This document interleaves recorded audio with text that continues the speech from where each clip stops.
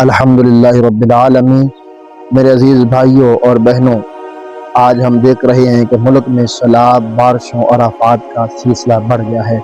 رسول اللہ صلی اللہ علیہ وآلہ وسلم نے فرمایا، جب لوگ ناپ تول میں کمی کریں گے، زکوٰۃ چھوڑ دیں گے اور گناہوں میں ڈوب جائیں گے تو اللہ ان پر قحط وبا اور آفات نازل کرتا ہے۔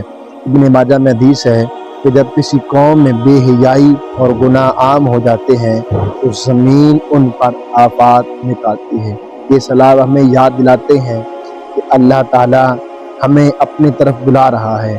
آئیے ہم سب توبہ کریں، استغفار کریں، جھوٹ، سود اور ظلم کو چھوڑیں اور اپنے نبی کی سنتوں کو اپنائیں۔ یہی راستہ ہے، اللہ اپنی رحمت نازل فرمائے اور آفات دور کرے۔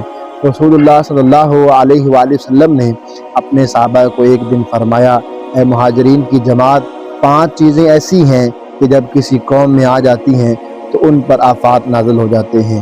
جب لوگ بے حیائی کرنے لگتے ہیں تو ان میں نئی بیماریاں پھیلتی ہیں۔ جب ناپ تول میں دھوکہ دیتے ہیں تو قحط اور بھوک مسلط ہو جاتی ہے۔ جب زکوٰۃ دینا چھوڑ دیتے ہیں تو بارش روک لی جاتی ہے، اور اگر جانور نہ ہوتے تو بارش بالکل نہ ہوتی۔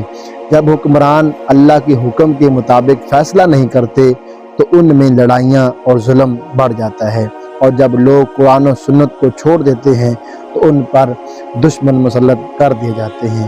یہ حدیث ہمیں بتاتی ہے کہ سیلاب اور آفات محض حادثہ نہیں بلکہ ہمارے گناہوں کا نتیجہ ہے۔